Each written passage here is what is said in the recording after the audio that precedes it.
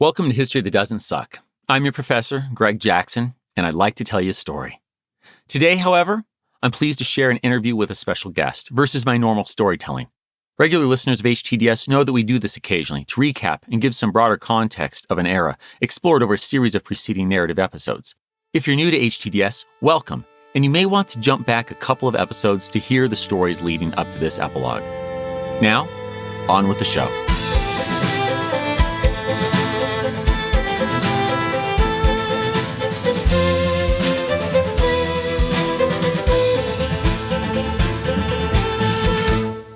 Hello, my friends, and welcome to an HTDS epilogue. I'm playing this a little differently than we have in the past. I have invited my dear friend, a former guest, Ben Sawyer, to join me. Ben, would you like to go ahead and say hello to the fine folk listening? I would like to say hello to the fine folk listening. And Greg, that last episode we did, episode 99, which seems like forever ago now in the HTDS universe.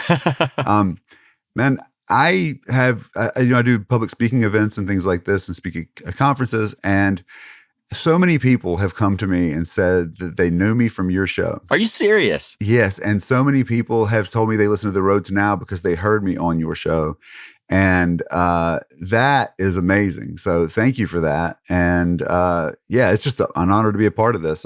I love this podcast. Hey, man, it's an honor to have you back. One of the things I love about doing this podcast are the amazing friendships I've made across the country. And Ben, I count you as an important friend. Thank you, man. Likewise. So let's give you a proper introduction, though. Everyone, of course, remembers episode 99. I think it's memorized for most of the listeners. Probably go to sleep with it playing in their ears. Can't imagine another way to spend their lives. But in case anyone's forgotten, the one, the only, the illustrious Ben Sawyer. Ben, you are a senior instructor in history at Middle Tennessee State University. You are also a co-host. We'll say the more important host because you're the one who's here of The Road to Now. Yes. And you are also... no bias here whatsoever, the finest stand-up in Tennessee, right? We can go ahead and say that. The problem is that Nate Bargatze lives here, so and he's my age, so I can't wait him out. You know what Sure. I'm saying? So that's hard. But perhaps the best history professor stand-up comic. I think that's a very large circle that we're pulling from there. I like to tell people that I am perhaps the funniest college professor and the most well-educated stand-up comic. I like that. I'm sure there are a lot of people that fit this Venn diagram, in that middle section. Yes. I should also add, Greg, out of a note of gratitude, that I am also a visiting scholar at Vanderbilt this year. And I say that because this is an incredible community over there. And I want to give them a shout out. Absolutely. Let nothing I say here convince you that is not one of the best history programs in America, because it is. Perfect. Well, okay. Introductions accomplished. We're going to talk about these last few episodes that we've done on HTDS, episodes 150 through 153. We've really been in the early 1920s. Haven't really gotten to much of the roaring of the 1920s yet. Frankly, we've had some pretty depressing stuff to discuss. Everything from the largest insurrection post the Civil War, the Battle of Blair Mountain, a labor movement, to the second KKK, not exactly uplifting material. So on that, though, we'll go ahead and jump into one thing that you brought up to me, something that I think we could hit more of, and it's part of why I wanted to do this with you. Party realignment. You mentioned to me as we were discussing epiloguing, as I like to put it, that this is a good point to discuss some of the shifts that are happening in the parties as we're coming out of the progressive era and stepping into the roaring 20s. So Ben, go ahead. Yeah, this is, one of the things, because Greg and I have talked about this a couple of times before this, what do we want to focus on? But the thing I love about Greg is that we are both academically trained, but we think about our audience, being our students or the people that are out there. And so we're hitting on a point where in my classes, where I teach in the South at Middle Tennessee State University, one of the most common questions that students have when they come in, and it's a very particular Southern way that they phrase it. Okay. They tend to ask, when did the parties switch? And that is a question a Southerner would ask, because if there's one thing we know, Greg, it's that for 100 years from the late 1840s until, the mid 1940s and really into the 1960s, it's that the South is solidly Democratic. Right. With the exception of the moment where you have actual voting rights for Black Americans. You got this kind of critical moment in 1874 with that election where there's it's clear that they're not going to enforce protections for Black Americans in the South. Right. But after that, it's solidly Democratic. And we also know that by the time you get into the 1980s, 1990s, for a long run, we've had some recent exceptions here, but the South has been solidly Republican. And so it's kind of a very fascinating switch. And I think the question, though, is a little bit off because it doesn't switch. It's more that the party's ideology changes. And we've gotten to a point where this is subtly happening in the background in a really profound way with World War I and Wilson's presidency. And if you notice something from the trajectory of these last few episodes, the Progressive Party, that is like progressivism. Mr. Roosevelt, Teddy Roosevelt, is the face of this. Right. And this is the Republican Party's mission. And the strange thing is that you go from him leaving office at the beginning of 1909, and then you're looking just 3 elections later, and you've got the same Republican Party running on return to normalcy with Harding and then probably more representative Calvin Coolidge, who want to completely dismantle the federal government. And that's a quick change for a period of just 12 years. And it all comes back here to what happens with the election of 1912 when Mr. Roosevelt himself splits the votes. Wilson is not necessarily the person the Democrats would have loved to run, but he is a compromise in 1912 because he at least will be on board with the progressive agenda in a way that a lot of Democrats won't, which means that he essentially gets past this torch of progressivism. And from all we've seen in these last few episodes, Greg, from what happens with World War I, the promise turning into almost nothing, feeling of betrayal, the horrors that Americans see abroad. You've got back home the uncertainty that comes from soldiers then returning and trying to reintegrate. And then this, quick downturn of the economy in 1920. We could get into a lot of other reasons, including the fact that the Wilson administration tried to cover up the Spanish flu by telling Americans that it was not anything but a regular flu, and Americans could see that. By the time you get Wilson out of office, you're looking at a situation where people have so hard turned on the idea of progressivism and the federal government being the primary actor that the Republicans have managed within 8 years to completely turn their ideology around and come out the other end of the Wilson administration, the party of small government. And while there is certainly a shift with the Republican presidents, like with Eisenhower and with Nixon, remember, who was Ronald Reagan's favorite president, Greg? Do you know this? He was a big FDR fan. He liked Calvin Coolidge. Oh, I didn't know that was his favorite. Maybe I'm wrong. Maybe it wasn't his favorite, but he held up Calvin Coolidge as a model. Okay. And in that sense, you can see that the ones that win don't hold this up, but you can still see this like in Goldwater in 1964. This legacy is around there. And while Americans sour on that after the Depression, after everything kind of falls apart, they bring that small government legacy to the Republican Party. And that brings a lot of people around to the Republicans that previously wouldn't have been there. Okay. So we're coming out of World War I. Wilson's been riding the progressive train. He had his own weird. I'll say weird because what I mean is it failed, right? He was trying to do this like small government form of progressivism that he realized didn't really work. And he basically ended up doing what Roosevelt said. Well, he embraces the thing about Wilson is that he does embrace the federal government as an agent of change. The problem is the most famous ways he does that are probably associated with his biggest failures, right?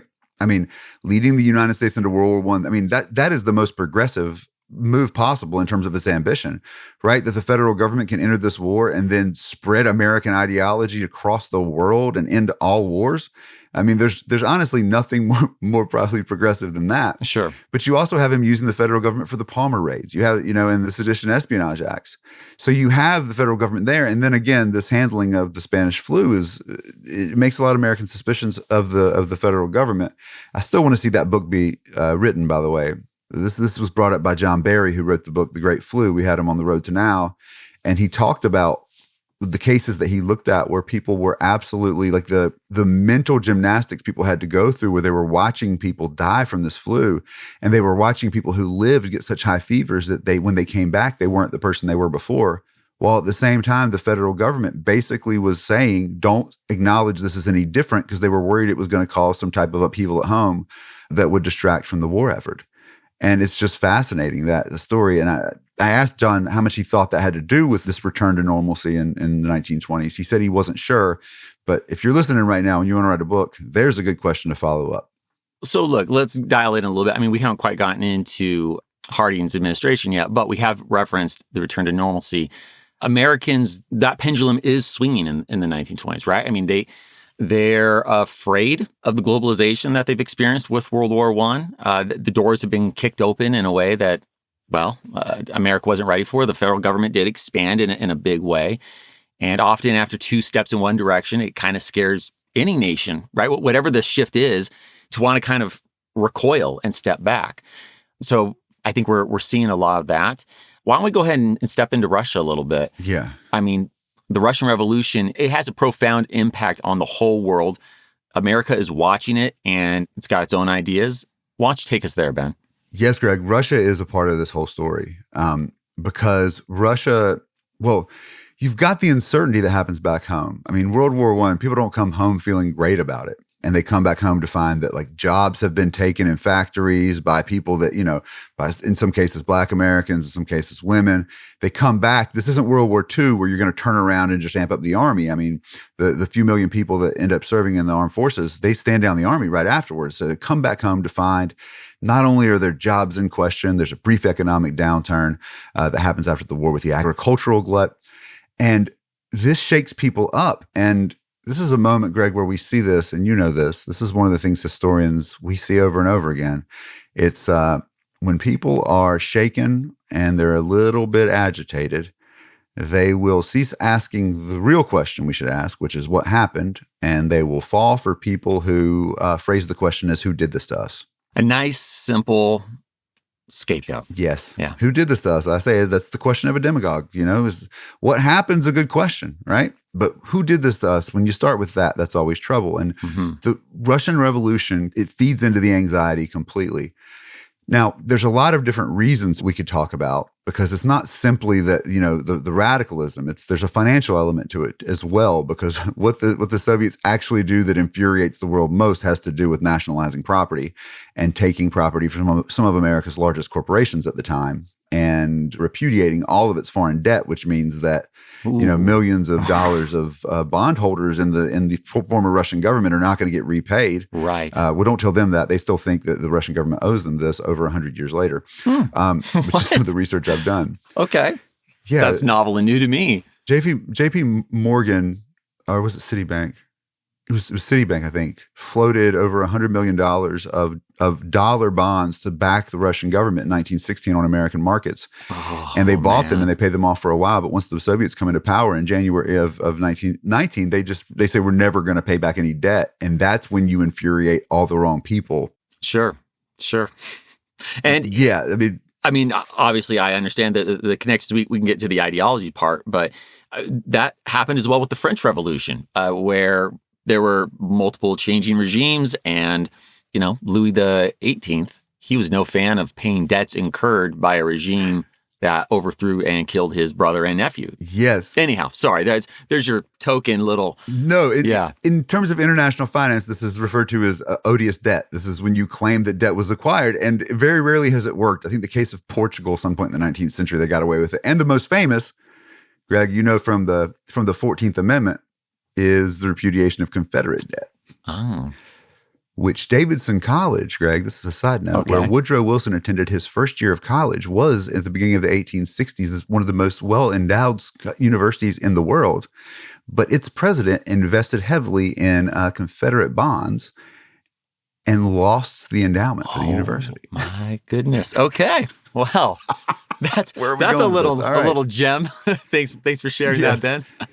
A little Southern perspective for us. So back to this, the Bolsheviks claimed that all this debt was lent to the Tsar, sure, and then later on to the provisional government in between, to force a war on the people that they didn't want. And so they say, why should we, of course, the Bolsheviks representing the true people of Russia. That's right. Why should we? Sorry, you go ahead. The real ones, right? Yep. Why should we be forced to pay off debt that was forced by an illegitimate regime upon the people? And they cancel that. They cancel all foreign ownership of property. And this infuriates folks. And all of this happens at this kind of interesting moment where communication between Russia and the United States gets completely shut down in almost every channel. So it leaves people in the United States, regardless of their opinion on what the Soviet Union might be, to glean information and then make up the wildest stories about what's going on in Soviet Russia in ways that you might not even expect. It's kind of hilarious, honestly. Well, by all means. I've got some examples here. An example or two? Oh, yeah, absolutely. When you said we were talking about this, I was like, it's time to pull some newspaper articles out. I'd expect nothing less.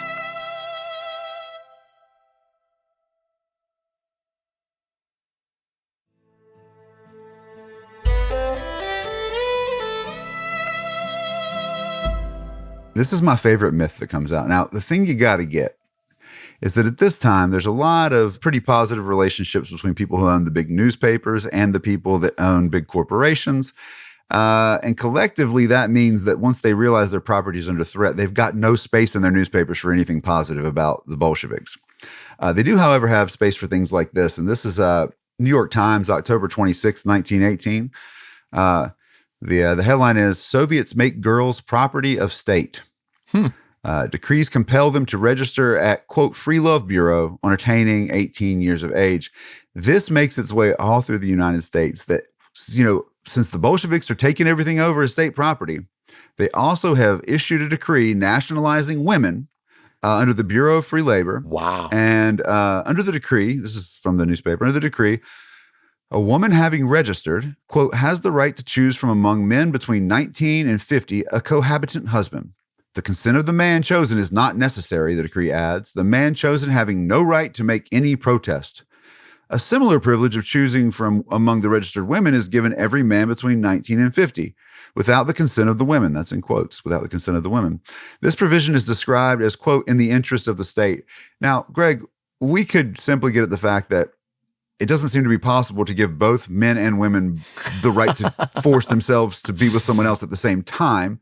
Sure. But more than anything, this is meant to, one of the things and this comes up with the KKK as well, you talked about this in Birth of a Nation.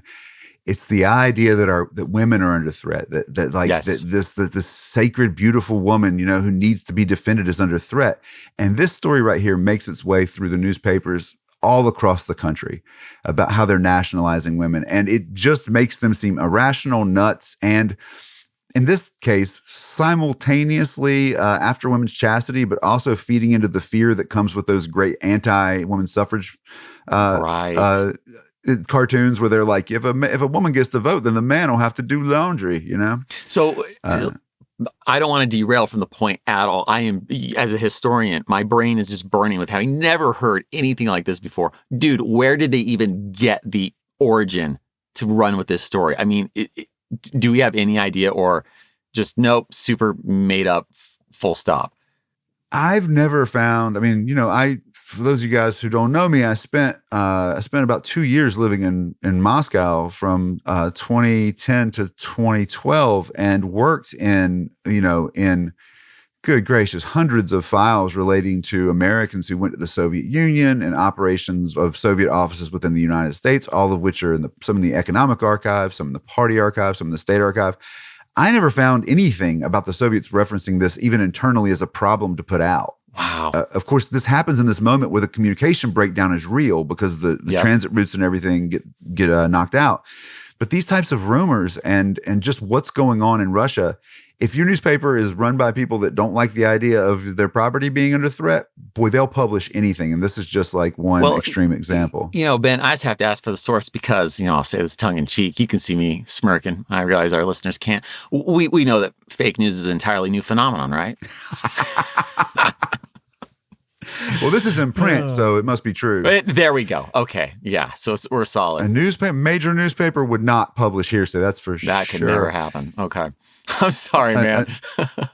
Another one here. This is from March 11th, 1919. This is also the New York Times. And a lot of this stuff is coming through London. Okay. Because there's just the information is sparse. So this is Russia under Reds, a gigantic bedlam. Escaped victims say maniacs stalk raving through the streets of Moscow. Fight dogs for carrion. Starving crowds devour flesh torn from the carcasses of worn out horses. And this one's coming through Geneva. And this is another industry that these newspapers love, which is finding people who have been to Russia, who have fled. And it's kind of interesting because some of these folks figure out that they will get attention if they make up these stories. Okay. And there are several people who go through being like, oh, yeah, it was horrible. It was horrible. And they just make things up. Not to say it wasn't bad. They're right. There's a famine that sets in Russia almost Sure. immediately that comes along with this. And then Russia goes into 3 years of civil war. So it is miserable over there. But these stories always seem to strike at things that would really upset Americans. Right. Well, and, the thing that I think is often, either these sorts of people, they just don't care or they're not thinking. But the irony is that when you start going into hyperbole and you make up stories, you actually undercut the very real problems that are there. Yes. I was just talking about this. You're eroding trust. Yes, with the Red Scare. I was talking about this with McCarthy, in class the other day. We're getting ahead of ourselves in terms of the timeline. But sure. But the reality is we all look back and go, wow, what an insane moment. I'm glad we got through that. But the reality was the Soviets got the plans for the atomic bomb through espionage. And instead of focusing energy on figuring out how that happened, we go into this massive witch hunt. And you see these things happen over and over again. Right. Again, Greg, people asking who did this to us, not what happened. Well, that is, we could also connect that to the Palmer raids that we just got through. I mean, there are legitimate things that are driving those fears. There are anarchists who are trying to blow people up and whatnot. But how much of that is real, right? What are the proportions? And that's the thing that Palmer just goes crazy with, right? He's ready to cast a massive net over pretty much anyone who's connected to Russia, anyone who's Eastern European in pursuit of what is really a boogeyman when you take it to that level. Yeah, and that's the thing, Greg, is the threat of the Bolshevik Revolution in the United States. Like even the Soviets understood the United States is not like other places. I mean, you talked about this briefly about the problems of trying to apply Marxism to anywhere really, because it's kind of a model, right? It's not the nuts and bolts and nitty gritty of life. But in the United States, everyone realized that this place doesn't work socially the same way most other places do. I mean, you go back to like Americans' origins are in people trying to get away from big government in that way. The distrust is real during World War I. And as you pointed out in your episode, people join organizations, but you even said like the Russian Workers Club was mostly just people trying to meet women, not a radical organization. Yep. And so the fear is overstated here. Never mind the fact that this is one of the funniest things I learned getting into the archives. Eventually Stalin comes in and it's a complete change. I mean, the man is a monster and he dominates and he figures out ways to really seize control over the landmass. I mean, this is 1/6 of the world's landmass that the Soviet Union is in control of eventually. That is just, yeah. Thank you for sharing that statistic. When that hits you, wow. Yeah, but I think the reason people are so shaken by the Russian Revolution is that, I mean, if you would have put $1 down on a betting app about the Bolsheviks winning the Russian Civil War and coming to power, you'd have made millions of dollars, which would have immediately been nationalized by the Bolshevik government. But nobody saw this coming. The way I tell my students is like, it's like if the radical wing of the college Democrats that none of the other ones would talk to said, we're going to take over the university, and then somehow they did. Okay, that right there is like, what the hell just happened? What the heck just happened? But it's also like, those guys don't know how to run a university. They've mostly been sitting around giving speeches and writing political tracts. Right. They can't get anything done. And how could this go wrong? Yeah. And you've got, I mean, these are professional revolutionaries. That's not I don't know what a resume looks like for that, but it certainly doesn't involve like thorough economic planning, institution building. It's mostly trying to tear things down. And so not build things up. Yeah. Right. So, Ben, you mentioned some of the experiences that American expats had in the 1920s in Russia when we were talking earlier. Could you take us down that road a little bit? Yes, this is the flip side of the lack of information coming back and forth. Okay. If you were someone who was worried about money, if you were wealthy, if you had any ties to someone who invested in it, then Russia was the worst. On the other hand, because Russia, the Bolsheviks, what they get out of these grand proclamations of fulfilling human, accomplishment, of creating a world where the workers could run their own enterprise, of a world free of masters. Americans then imagine this in so many remarkable ways. my favorite example is what's eventually becomes called the Autonomous Industrial Enterprise at Kuzbas, which is in Siberia, where a group of a few hundred Americans team up. This includes Big Bill Haywood, the American labor organizer who helps promote this. They then go into the middle of Siberia into a half-developed coal mine that had begun being developed by the French and abandoned during the war. And they themselves set out to build this entire thing into a finished coal mine. And while most of these stories don't turn out with them actually doing it, these guys get it most of the way there before, Stalin, and they manage to leave some long-term effect. But I've worked in the papers of the leaders of this organization. And yes, some of them are socialists, but one of the biggest leaders, this guy named Calvert, he says in his notes from the time that he's from the West. He was from California. And this is the 1910s, going to the 1920s. And he had grown up with grandparents who told him stories of the Wild West, of going out and taming the fields, right? Bringing this into American civilization, all of that, the Manifest Destiny narrative. Mm-hmm. And that when he found he himself could go to another frontier, Siberia, and that the land was being opened up for settlers who wanted to come bring modernization, his version in his mind of what led him there wasn't to go there to be a radical Bolshevik. It was essentially to go out there and be a pioneer in the same sense that he had grown up hearing his parents, the stories from his parents. And this doesn't fit in our minds because, of course, as Americans, we have a monopoly on frontiers and transforming them. But also because, Russia, Soviet Russia, that seems like the opposite place that would happen. Right. Yet they managed to do it. That's one of the few cases where it works out. A lot of times they just, farmers will pull their money together. A couple hundred of them will go over there to set up a farm and find out that once they get to the local level, the land they've been promised was taken back by the local folks, again, because the Bolsheviks can't run anything.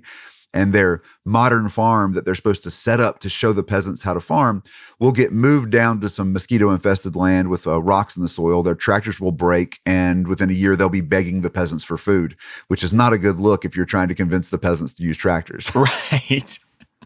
Oh, so it all goes absolutely haywire. But it's fascinating to me to hear you basically say that you've got Americans who are going to communist Russia in pursuit of an American dream, of their version of the American dream, right? Yes, that's wild. Bonkers. And this is something I've thought about a lot, just the way that these ideas can transfer and the way that they frequently do not, Greg, because as you know, sometimes the narrative we imagine about the past might not even have lived up to the way it really was in this country. Sure. Applying that to a place on the other side of the world is not usually going to work. Right.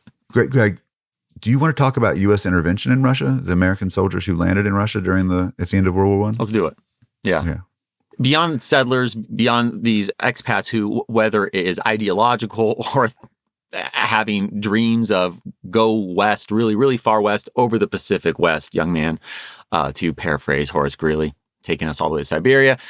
We also had American soldiers who were serving in Russia. That's kind of a lesser known component. I touched on it briefly in one of the episodes, but can you take us deeper on that, Ben?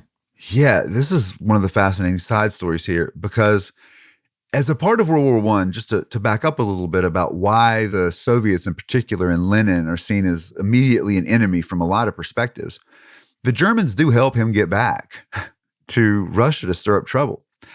And in an absence of information, one of the early problems that the Americans and the British have with what happens is the Bolsheviks follow up on the previous promise of the provisional government in Russia to get Russia out of the war.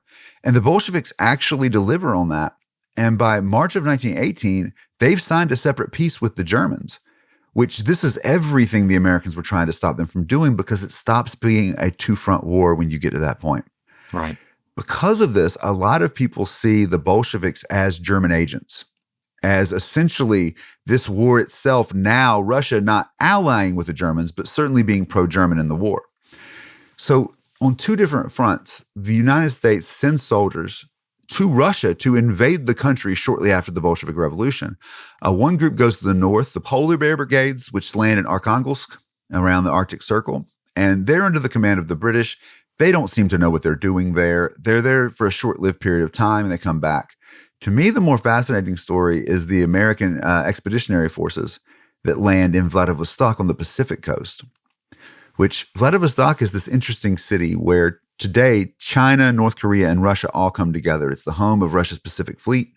It was a closed city during the Soviet Union. It is incredibly, incredibly important for Russia's strategic position in Asia. When everything breaks down and Russia goes into a civil war, the United States lands almost 8,000 U.S. soldiers there and establishes a presence. In these years, you end up with a separate republic being formed out there called the Far Eastern Republic, the president of which is an American who's moved there. What? Yes, and I think this goes until for the first couple of years of the 20s. And why is the United States invading Vladivostok, Greg? Do you have any idea? No, you've taken me into a corner I definitely do not know. Please bring your Russianness to bear. What's the answer, Ben? Well, there are a couple of threads here. The first one is, remember 1898, whenever the Secretary of the Navy left the office for the day and our boy Teddy Roosevelt pulled the hammer back on a full-fledged invasion of the Philippines? Yes, I do. Well, we've suppressed the rebellion there to the tune of many, many lives, and the United States is interested in expanding its presence in the Pacific. Who is the largest competitor, Greg? In the Pacific?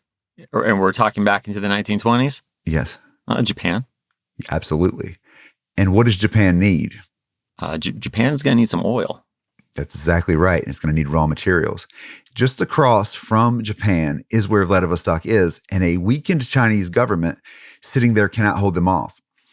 We've already seen that the Treaty of Portsmouth, where Teddy Roosevelt went in and helped negotiate an end to the Russo-Japanese War, which he wins the Nobel Peace Prize for, right? On its surface looks like a very kind gesture. On the flip side of it, we know that Roosevelt was worried a weakened Russia would not be able to stop an expanding Japan. And again, we have the similar issue here. Okay. In the breakdown of the Tsarist government, the Americans are worried that Japan is going to use this as an opportunity to jump across and gain a powerful position in Asia. So by moving in there, much to the anger of the Japanese government, the Americans are able to kind of play a power broker position to make sure the Japanese don't get too much leverage in the region. All right. Game of chess, not checkers. Yes. The other side of it, Greg, is that tens of thousands of Czechoslovak soldiers have revolted against the Austro-Hungarian Empire, have been moving their way across the Trans-Siberian Railroad to be routed around the world to fight Germany and Austro-Hungary in Europe. And the Americans help oversee their transit there out of Vladivostok, where the Trans-Siberian Railroad terminates, across to the western coast of the United States, across the United States, then across the Atlantic to then take up arms against Germany on the other side of the world. Well, that is a circuitous route. It is. Holy crap. Okay.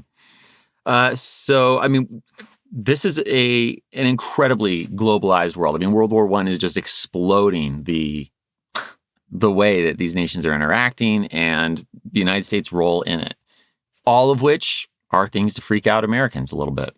Yes, because who saw all that coming? And again, the soldiers that come back from Vladivostok, they're undersupplied, they're under-resourced, even they're not quite sure why they're there. There's a mission to it right at the higher level. Right. And of course, you come back and you're not quite sure why you were there, which again feeds into this, not only number one, the fear of overexpansion with the federal government and this Wilsonian mission delivering nothing.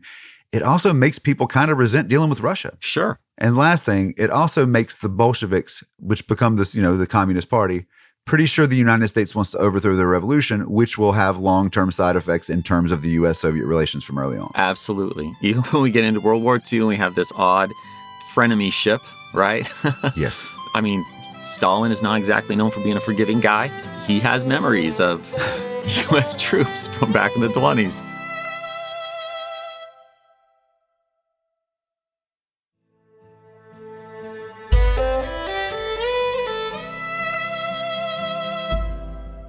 Let's take some of this ideology and let's connect it. I don't think we're going to have time or means to get into the nitty gritty of Blair Mountain and the coal mine wars, but it definitely connects with political ideology. And I think it has plenty of connection even with Russia. So Bolshevism / communism, the Red Scare, all of this connects with the labor movement and this big, broad blanket that's being thrown over the entirety of the labor movement. So why don't we go ahead and kind of in broad strokes delineate where and how communism sits, on the political spectrum versus socialism, Marxism, right? I mean, we did break some of this down in episode 151, but let's talk about how that applies specifically within, or rather how it gets framed around the labor movement in the 1920s and where this all ties into the Red Scare and the swing against these progressive policies that were very welcoming to unions. And now we're going into a very anti-union space. Well, can I just say this, Greg? You're asking me to follow what I think was one of the most beautifully executed jobs of differentiating between these groups in your episode on the farm. I couldn't believe it. We shot back and forth about this before. And when I listened to that episode, I was like, we did. It must have been like finding out about the first atomic bomb and being like, that could be done. I mean, I knew the material might be there, but that could be done. You're too kind, man. I think the most important thing here is that by the time you end up with the Bolshevik Revolution working and the Soviet government entrenching itself in the 1920s, essentially there's not much space within the left-wing movements for anything that operates outside of the sphere of the Soviet Union. There are certainly significant movements that don't want that pull, but the problem is throughout the Western Hemisphere, there have been people talking. You went back into this like utopian socialism for 100 years before this. Nothing had ever worked. Right. And so now they look at the Soviet Union, and the Soviet Union needs outreach. And, the American Socialist Party, which kind of splinters, what forms this American Communist Party, and a lot of these movements, they find themselves subject to infiltration and consolidation under the Soviet Union through the Comintern. And so that's one of the real problems that's going to pop up with the Red Scare later on when people are like, well, were you affiliated with the group of the Communist Party? These folks had been maybe members for a while, but first of all, the meaning of these groups changes over time. Right. By the 1930s, it's clear the Soviet Union is leading this stuff. And secondly, that information gap I told you about that's intense early on after the revolution, it maintains. Most of these people don't know what Stalin is doing inside the Soviet Union. When they find out, they want nothing to do with it. To me, one of the most important things to keep in mind with the whole labor movement, Red Scare, just as you're saying, these terms, they're changing, they're dividing, is that big division that comes between a communist and a socialist during World War I. The way that communism becomes basically the ardent, the revolutionary, the super hardcore. Socialism. Yeah, I mean, the problem with it comes down to definitions here, Greg.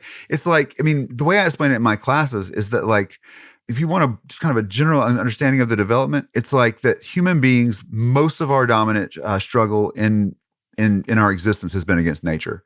Fire and things like this and high water, these things destroy human society. And what happens in the Industrial Revolution is that we begin to master those things and use those things that had destroyed us to become the most powerful species on Earth. Mm-hmm. And as we do that, what replaces, this will be a socialist perspective, okay. The tyranny and uncertainty of nature becomes replaced with the tyranny, uncertainty, and arbitrary allocation of power that comes with the market. And that then the idea of socialism, right? If capitalism makes capital the most important aspect of an economy and your government legal structures are going to be centered around the facilitation and the promotion of capital, that socialism would then take a next step and say, no, we need to have the ends here, not the means, but the ends be guiding us. So the idea would be that your legal and economic structures are centered around the good of society. The problem becomes a lot of people have a lot of disagreements about what that means. Hence, yeah.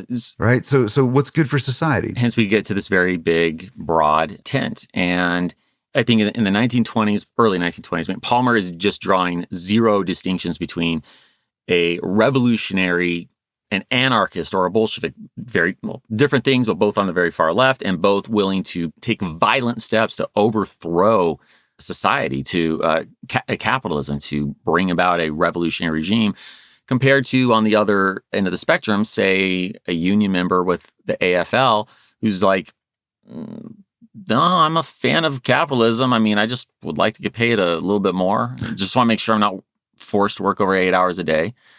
And I mean, as I tear through the sources in my mind, those are significantly different camps to be in, but the distinctions are just completely lost, and even in the way that the news is covering it. I mean, I remember reading through as I was preparing that episode, Los Angeles Times, New York Times, they have no problem describing these long, old-standing unions with American workers as Bolshevik in this moment. Yeah, so somebody's like, hey, I was thinking that maybe you shouldn't arbitrarily change the length of our day and cut our wages whenever your profitability goes down. Maybe we could get like a fixed work day, and maybe I could like get enough to live off of. And they're like, how dare you, you radical communists. These guys aren't challenging the capitalist system. They're simply challenging the allocation of wealth and the allocation of the benefits. That's something we all do today. Well, I would argue, right? We say we deserve to get paid a certain amount, right? And while we have more workers' protections we take for granted, you've got to imagine the people that are doing this in the 1920s are doing it in a world where nobody imagines retiring. sure. Right? Children work. Right. You know, a large number of the time you're getting paid in company money. It's like working at Best Buy and getting paid in Best Buy gift cards. And you, how are you going? Your house is a lot of times either owned by the company in a company town, or you're paying by the day at some living squalor in New York. These aren't people who are trying to overthrow the government. They're like, hey, what if we could afford to eat, and if we lost an arm, that didn't mean we were fired. Right. I'm think I'm still processing the paid in Best Buy gift cards. That's good. I'm stealing that. You don't mind, right?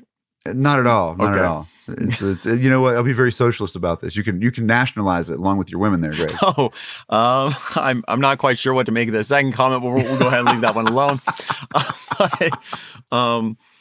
True bullshit. You know, it does. It makes me think back to Theodore Roosevelt and some of the things that he said, like forgetting the policies for a second. And, you know, he is more radical when we get to Bull Moose, but President Roosevelt, he was constantly thinking and talking about, and I was always impressed with this as I read through his speeches, the way that he was always thinking about how business needed to have enough of a carrot out there to continue to innovate, to continue to invest. He grasped what drives innovation, the self-serving aspect that gets someone to say, I'm going to start a business, at the same time saying, and we can't have monopolies take over to such an extent that the worker can't feed themselves, right? I mean, that in my mind kind of sums up what his idea of a square deal was, that no one was getting screwed at the end of the day. And he was struggling through not taking this ideological, it's always the workers that are right, or it's always big business that's right, but really trying to do the hard work to not be some mushy middle either,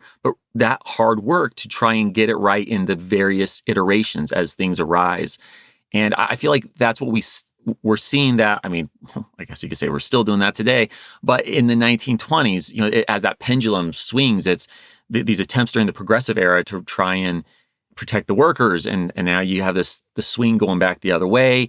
I mean, when we get to touch on the coal field mines, right? The things that business is saying that they need, well, in reality, they've deprived their employees in West Virginia of basic rights guaranteed by the Constitution. I mean, when you have private agents that can arrest people for gathering in groups of 3 or more, I mean, what happened to the First Amendment? Well, we're not even talking about economic policy anymore. You've got vassal lords feigning to be employers. Yeah, but it's such a swing, right? I mean, you guys, you know, you did the episodes on, you know, on the 1877 railroad strike, and then on the, you know, on the Pullman strike and all this stuff. And, you know, people always say the federal government, you know, the government didn't used to get involved in people's lives. I would ask a person who was shot by a member of the U.S. military during one of these strikes if they felt like the government had intervened in their lives. I suspect they would say yes, even though this was the Gilded Age. Right. But the reality is, you see, you're right, Roosevelt comes in, anthracite coal strike, right? Exactly. The company wants a 10-hour day. The workers want an 8-hour day. Roosevelt settles on a 9-hour day. And besides, Greg, how could either the company or the workers be totally right when Teddy Roosevelt knows that Teddy Roosevelt is always right? That's an excellent point. Greg, can I ask you some questions? Yeah, man, fire away. I want to ask you some questions because, all right, I was telling Greg earlier, I love this podcast, and I recently listened to the episode on the KKK and what's going on then. And it is in a series of impressive episodes. I feel like it might be the most impressive. It is such a hard topic. And you know this, Greg, when you walk in a classroom and you got to get through a hard topic. Oh, yeah. And you do it so artfully and you do it so well. And I wonder what guided you as you were writing that script. Man, what guided me? You know, I wouldn't say that there's anything different in terms of what guides me on that one versus any other. And that's not a dodge. The answer is historical empathy. I mean, anytime I sit down, I mean, for instance, that episode, it opens with the lynching of Leo Frank, a Jewish man in Georgia. And that is, it's gruesome. It was gruesome to write, gruesome to go through the editing process. As I'm writing that episode, as I'm getting into the story of Leo, I'm not entirely dispassionately. As a historian, you got to kind of, I think, go back and forth between two hats. When you're doing the storytelling, you need to be able to connect on an emotional level with the historical figures. But of course, your analysis, that needs to be dispassionate. I think both of those things have to happen at the same time. So, as I'm getting into Leo's story, I try to whatever extent I can, I want to put myself in his shoes. And that's what I do in every episode. I always strive to do that, but thinking through what the Jewish community is feeling in this peaking era of anti-Semitism. And then, as I continue through that, likewise, I want to try and connect with and think through what are Black Americans thinking and feeling. They're coming back from World War I, these war heroes, some of whom are at the Tulsa Race Massacre. And I made sure to highlight them. That was something that stood out to me. After a year of World War I episodes, right, to read about these Black veteran doughboys who are ready to defend the courthouse and are ready to stand down when their services are rebuffed by law enforcement. No problem at all. They try to extricate themselves. I always want to try and imagine what it is like to be in their shoes. I think that's crucial. You can't tell a good story if you're not able to really get into that headspace. It's good. I think it's an art. Greg, you nailed it there. It's, we live in a time where people are divided, and I heard you tell a story that it doesn't matter. I don't know how you would come to this story and not walk away with a feeling of pain when you hear the story, where they try to stop them from tearing the body apart. Yeah. And he says, this man has a mother, this man has a family. Well, likewise, right? When the judge, as he enters the story at that point, right, Leo's body is still suspended in the air, and you've got this crowd calling for desecrating it. And at that moment, I'm trying to get into the judge's head, and things that don't come into the episode, things that I read a lot about. For hours, I pored over, and they don't make it onto the page. Right, an episode is much like an iceberg. That tip that sticks out, that's what I record. All that background information that was required for me to get that. And, I read about this judge. He's a local boy, right? It is clear as day that this man is committed to the greatest ideals that the United States has to offer. He is not okay with this sort of vigilantism, with this anti-Semitism, with racism. And even thinking about, this whole episode, right? We're talking about the second KKK, and it rises out of Georgia. And yet here is also an opportunity within this terrible, horrific tale of Leo to highlight, a local Georgia boy who rejects all of that. And he's doing his best to try and lead his community to embrace their better angels, to be the best that they can. He comes into this situation. He's horrified that Leo's already been killed. He raced there. That's one of the things I didn't get to touch on. He hears that this is going down, and he books it, trying to get to the site, hoping he can save a life. Of course, finding he can't. And I just don't even know if I'd have the presence of mind that judge did, to immediately throw himself in and go, okay, here's where we're at. What's the best I can do? I can try and stop this desecration. Yeah. Anyhow, all of that's floating in the back of my head as I'm writing up that scene. This is, Greg, we've talked about this before. It's you look at the world, and when you start studying history, stories like that will break your heart. It's not the way you want to imagine the past, But then we have, as historians, we have this obligation to tell this story because it's incomplete without these dark moments. And turning your back to them is not a way to understand the world. As I tell my students, that saying that you love this country, if you haven't seen the light and the dark in the country, is like telling me you're in love with a girl you just saw on Tinder. It's like, I get it. It's very fascinating. She's only shown you pictures that she selected, and you should probably get to know her first, because I'm convinced that true love only happens when you find out she snores and you still cuddle up close. It's not easy. I like that, man. And for all of the dark moments like this, I love your listeners because they go with you on these trips and that you paint so beautifully. But it's this thing that we share, which is when you recognize all the dark paths that were open in this country, and you find somebody who did the right thing, And you find that in spite of the fact that there's this moment where the Klan is surging and they're against anybody who's different, Yeah. and people turn from that path, it's understanding that every time that we could have gone a worse path, people have brought us back here. And that sense of gratitude, I think, comes from really tackling and looking into the darkness so that you can appreciate when the light returns. And we live in this great inheritance, Greg. It's amazing. Ben, I completely agree with all of that. I mean, that to me is the great part of even these dark chapters, is that in those moments, I don't mean this in a take it for granted sort of way. There's always that one or that group, you name it, that they step up. They do more than is expected of them. History will show us the full gamut of the human experience. And we could say the American experience, but it is more than that. I happen to be telling the American story, but you're going to find the same ugliness and beauty. You know, different stories, of course, different characters, different protagonists and antagonists who come and go. But all of that still comes to bear regardless of which nation or subgroup you might be looking at. And in these darkest hours, yes, it's whether it's the Civil War and, you know, the reins fall to someone like Lincoln, who dares to bring in disagreeing his own rivals, right? People who think they're better than him. And he says, come into my cabinet because the nation deserves the best. Or as it was this gruesome day out in the woods of Georgia when an exhausted but daring judge saved Leo's body. If he couldn't save his life, at least his body. Again, some of the details from that scene of his heroism just couldn't make it in. Yeah, initially I had the full dialogue because that was, you know, reported in the newspaper. Now, of course, as you know, as a historian, we have to take that as the language, but I'm always thinking, yeah, I wonder how accurate that language really was, right? Yeah. But it's the closest we can get. But picture this, you know, I summed it up in one sentence in the episode of, the cops won't stop him, won't take him to jail for speeding, but they end up escorting him. The way this scene played out, Ben, he's driving down the road. Two cops on motorcycles pull up on either side of him, right? Because he's not stopping. He's got who knows how many angry Georgians following him, trying to overtake him. Who knows what they'll do to him at this point, right? And they still want to desecrate this body, and the judge is refusing to let that happen. So this is a yelling situation, as I read it, between the judge and these two motorcycle cops who are on either side of them saying, pull over. Okay, you're going to jail. You will not stop. And he's yelling, I have a body and a mob behind me. I can't stop. I mean, it's just an incredible.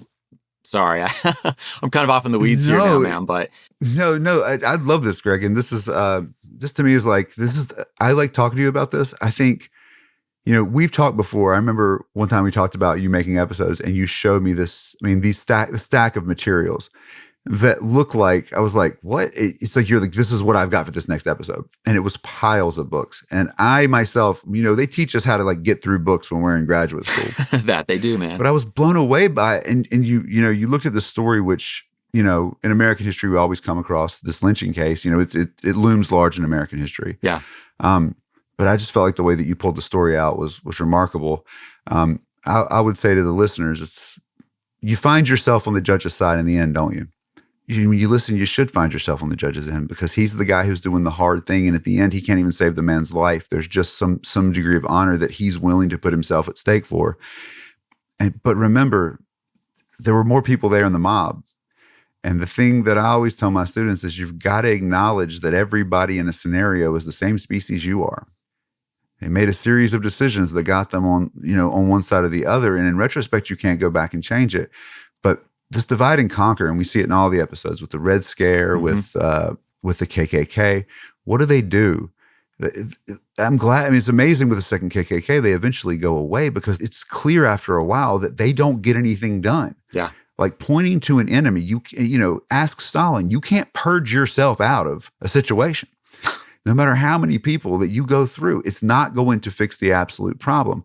It will just give power to the people that want to stoke that. And from my perspective, studying history, when you see this and you go, everybody in that mob thought they were on the right side of things. They did. And as you said later on, 90% of the people in the KKK would be like, I didn't really know what it was about, or it wasn't like that where I was. But that might not be the whole story. Just remember that racism and divide and conquer of any group in America, it's when you study history, it becomes like playing Madden against that guy that does the same play over and over again.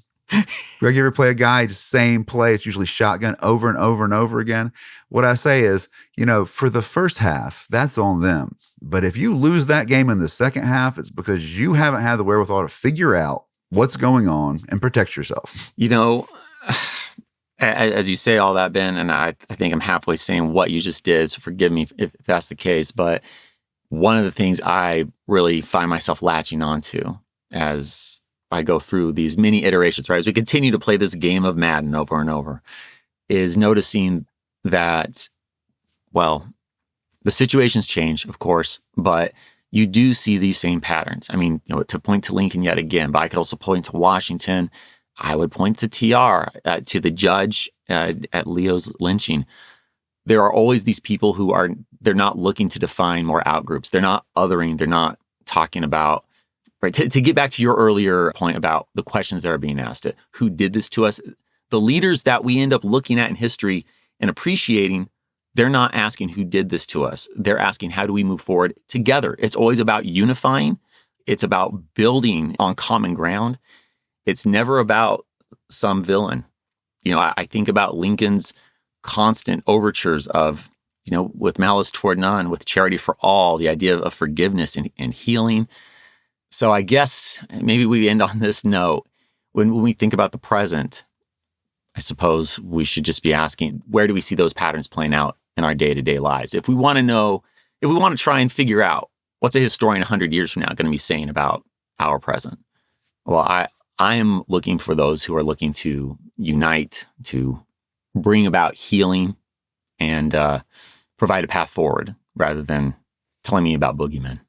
Yeah. Greg, this is what I love about your show. You create an honest history that in hard times like these, an honest history, you've proven that Americans from a variety of different perspectives will listen when a person shows love for their audience and a person shows academic rigor. And, much like the judge that nobody had heard about until your episode probably listens to this, we all play small roles. And sometimes we never even pop up on podcast episodes later on. But the world we live in now is the aggregate legacy of everyone who has made the right decision and the wrong decision. And fortunately for us, it's more of the former than the latter. I'm with you, man. Hey, thank you. You are far too complimentary. I mean, I think my listeners are just going to wonder if I put you up to all that. No, thanks, I teach American history to hundreds of students every semester. It's so hard. It's so hard. Oh, thank you. Well, Ben, thank you for joining me. And hey, I look forward to having you back again. We'll have to do this more. Anytime, man. And I look forward to finding out more about pole sitting in an upcoming episode of History That Doesn't Suck. Yes. Spoiler, Sawyer out. You got it.